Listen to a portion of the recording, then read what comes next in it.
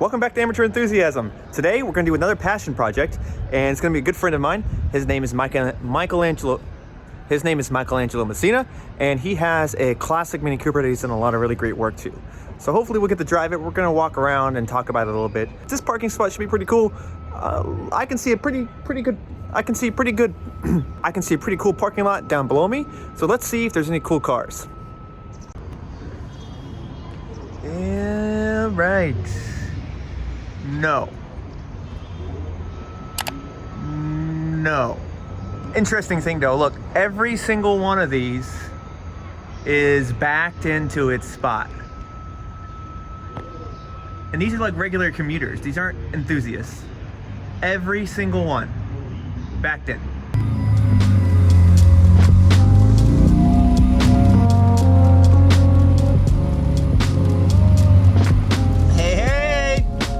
All right, guys, this is Michelangelo Messina. This is his, correct me if I'm wrong, classic Mini Rover? Yes, 1995. 1995 Mini Rover. So tell me a little bit about yourself. So my name is Mike Messina. I am from California. I've been a car enthusiast since I was a little kid. Always had the Lambo photos up on my wall, and went up to the JDM world as a teen. And did illegal races in San Jose, and all of a sudden now I'm in Japan, and I own a British car in Japan. So the car is a 1995. I bought it at an auction for about $6,000. I had an allowance by my wife to spend a certain amount, and as usual, like anybody moving to Japan, everybody wants a GTR, and I was one of those people. Unfortunately, I couldn't afford it, and it was out of my budget. So I decided to look into minis, and I bought her for $6,000 as a matte black car, and it didn't have any of this on it. And I pretty much upgraded everything from the paint to the rims, the seats inside, everything. So it's a whole new car, and it cost me less than a quarter of a price of a GTR, so I'm pretty happy about that. With all the mods and everything? With all the mods, yeah. So what are some of your favorite things about this car? Oh man, my favorite part is the deep dish rims. I've always wanted a set of deep dish, and I finally get it. And with the wide fenders, it just looks so awesome. The stance and the way it sits. These are 13 inches, which is very big for a Mini. It's heavy, and you could definitely feel it on the turns. It's a very heavy rim, so it's all for show, but I love the deep dish, and I love the wide tires. I updated the grille, and I updated the belt, but everything else is the way that I found it at the auction. I still haven't had the chance, or I'm pretty much gonna wait until I moved back to the States so I could get a garage and keep her safe. But right now I don't want to invest too much on the exterior, just because she sits outside a lot in the harsh weather here in Japan. When I look at this car, this looks like a finished car to me. So when you say you don't want to invest too much on the exterior, what else do you have in mind that you want to do when you get back? So there's a lot of blemishes in this exterior. I got it at a pretty good affordable price, but I want her to be in mint condition in and out. So my plans are to gut everything out and do an interior exterior paint. Oh, so you're gonna do like a chassis paint? Correct. Like full on, heads up, and then put a B18 in there is my plan.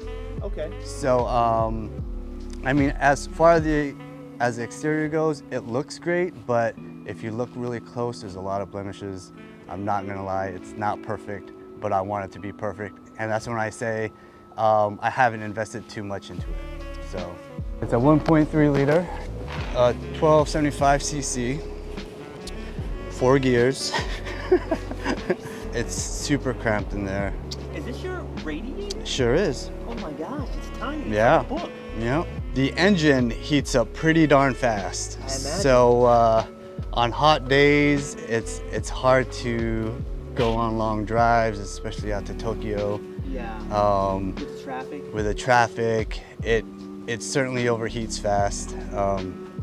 and that's probably one of the reasons why I am for sure going to switch out the engine when I go back to the States, because it won't be able to handle the fast speeds of the highway back in the States. No, I imagine not. I could barely do 80 clicks, you know, maybe 90 clicks. That's kilometers, not miles, Yeah, right? yeah. So Yeah, I mean, how fast is that, right? 50 miles an hour. Yeah. Well, let's have a look inside. First time I saw the inside of your car, I was really surprised by the dash. Let's see if I can show it a little bit. Yeah, the dash has a very cool antique look to it. Are all Minis this kind of material? Not all Minis, unfortunately. I was happy enough to get the nice old school look of the Mini. As you can see though, a lot of like the laminate is, you know, peeling off. It's a known problem, and really, since it's out in the weather all day, I don't plan on fixing that anytime soon. So the interior, I would say the seats. When I first bought the car at an auction, it had all black seats, and they were torn and no support at the bottom. But I found this shop about 30-45 minutes away, and there was an old lady that was working in an attic of this old shop, and she custom does everything for the interiors of Minis. And I sat with her for at least 2 hours, looking at all the colors, all the different styles, and she made it exactly the way I wanted it. And they also gave me new seats front and back, and also did my side panels front and back as well. It's a newish kind of seat, so she did not do anything with the springs. So with Minis, you pretty much just have to find, I'd say, seats that aren't too worn down. And she found, you know, the best seat for me front and back, and she just fixed up the interior for me. I'm really shocked at how much space there is in here, how comfortable it is. Yeah, it could fit 4 full-grown adults.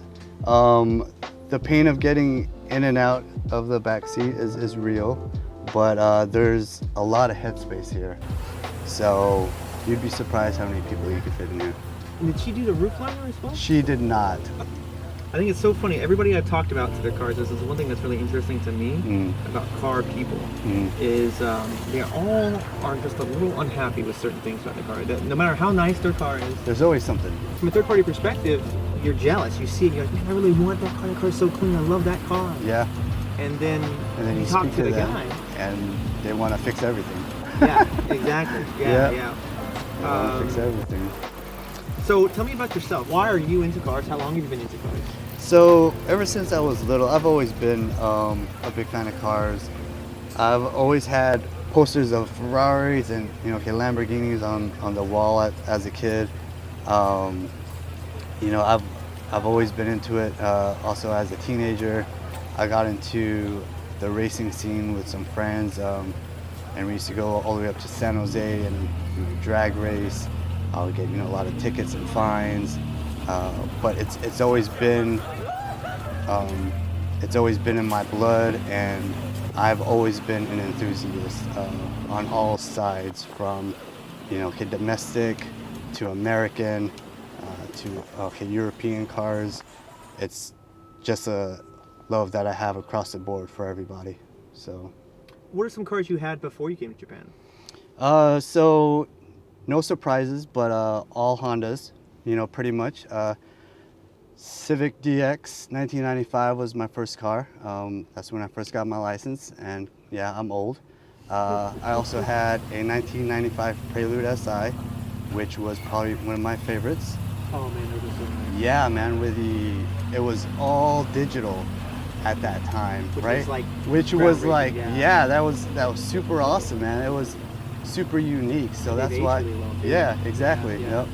So I had a lot of fun with that car. I did a lot of crazy shit to it. Like I put a Saline Mustang wing, a double-decker, which I know sounds insane, but sounds so right. Yeah, but as a kid in the 90s, that's what we did. That's what we did. So Yeah, I did all that. Other cars I've had was a Honda S2000. Also had a 1998 Prelude. Um, I've had everything from like a Toyota Surf here in Misawa. Now I have a Mini Cooper. So you're kind of a JDM guy, yeah? I've always been a JDM guy. Yeah. I'll always have a soft spot for Hondas, even though everybody talks shit about them. Yeah. I mean, that's how I grew They do, up. and then they lose to them. Yeah, exactly, exactly. But man, Yeah, that's what you grew up with. That's what I grew up with. Yeah. They're simple cars. They're cheap cars. They're fun cars. You know, there isn't a lot to them, and it's the type of car that I want to teach my kids how to fix, how to drive. Do you have any pictures of when you were in the 90s doing all that Rice Boy stuff? Yeah, we have video. I have videos of me racing. I have videos of me being pulled over right after winning a race. So yeah, I have all that stuff. I gotta get. Can I, whatever you want to share, Yeah. and put it on the internet? Yeah, definitely. Can I have some? Yeah, definitely. Yeah. I'll go hit up some, my friends. What are some favorite stories you have of those times? Man, okay, one of the favorites is the one where I actually won a race, which I didn't do a lot, you know, back in the days, because it was just I was racing a lot with my 95 SI, and it didn't have much on it, exhaust headers, like a basic add-ons, like a bolt-ons. But I had beaten this car, I forgot what it was, but I was celebrating, I was screaming in the car, and right at the end was a cop in the dark, and he popped his lights on, and it was automatic, like he was just waiting for me. And it happened to be the same cop that had pulled me over the weekend before. Did he recognize you? He said, "Hey, I pulled you over last weekend, didn't I?" I said, "Yes, sir." He said, "Okay, well, this is what I'm gonna do. If I see you here again with your car doing this, I promise you, I will take your car from you." And I said, "Yes, sir." And that was the last time I drag raced with my car. I had to ride with other people after that because I had way too many tickets, and man, my mom always had to go to court with me to pay them off, or whatever the case was. But that wasn't fun. Yeah, so That's awesome. Yeah, that's my biggest memory. Nice. Yeah. All right. Do you think, are you breeding your children at breeding? Are you let me start. Are you grooming your children to be car people? And is it intentional? I'm grooming my son, or I'm giving him opportunities to enjoy the car scene. I'm not going to force him to do it. But the funny thing about my son is you don't have to force him to do anything. I was outside already, and I had just washed the car, and I was doing the detailing, and he said, "Hey Dad, I want to help you." I said, "Okay, sure."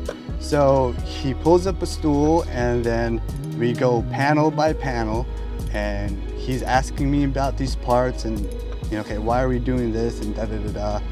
And then halfway through, he said, "Man, I'm really having a lot of fun." I said, "Oh man, that's awesome. I want you to have fun. I want you to be able to enjoy, being with me, being with the car that you work hard for, and being able to take care of the car. So anytime you want to help, help out." Yeah. And we spent, I don't know how many hours outside, but he had fun. And the best part of it is I didn't have to hassle him because he wanted to do it.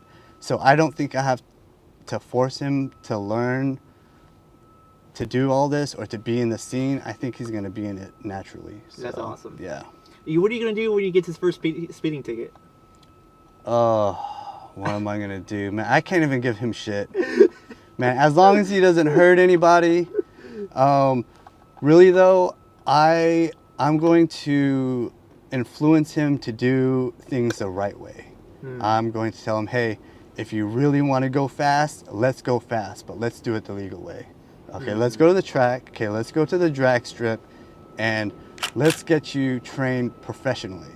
Okay, I'm not going to do it, but if you want to do it, let's do it the right way. So And that's awesome that you said that, because one of the things that I really harp on with this channel, essentially, is responsible enthusiasm. It's called an amateur enthusiasm, but because I want to try and encourage people to get into cars. But I want to encourage people to get into cars the smart way. There's a lot of romanticization.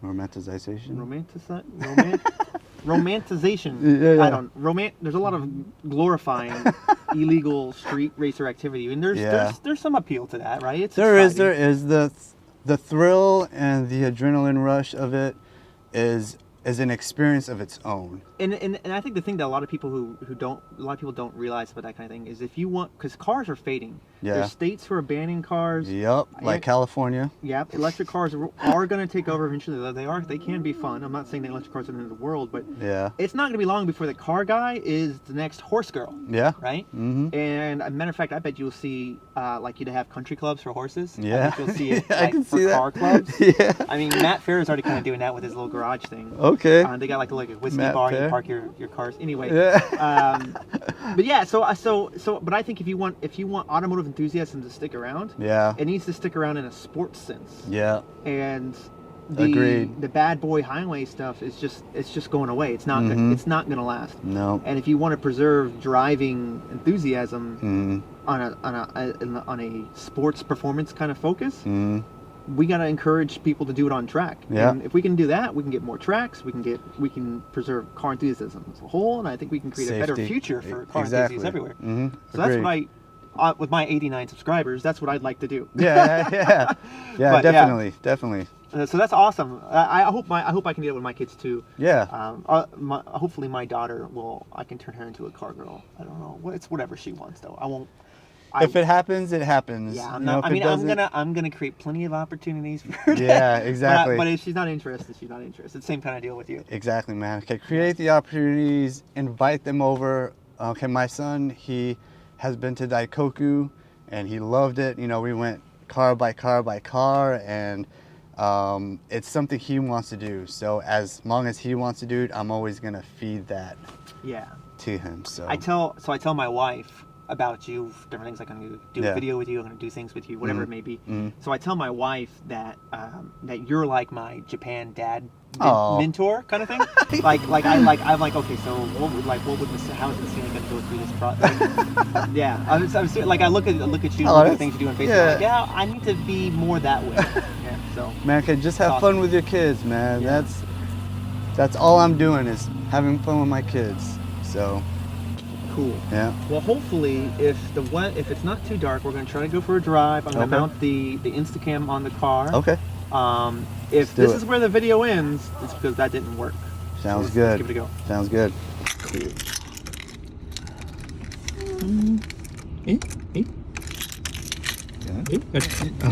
It's just, I get nervous in someone else's car. You're good.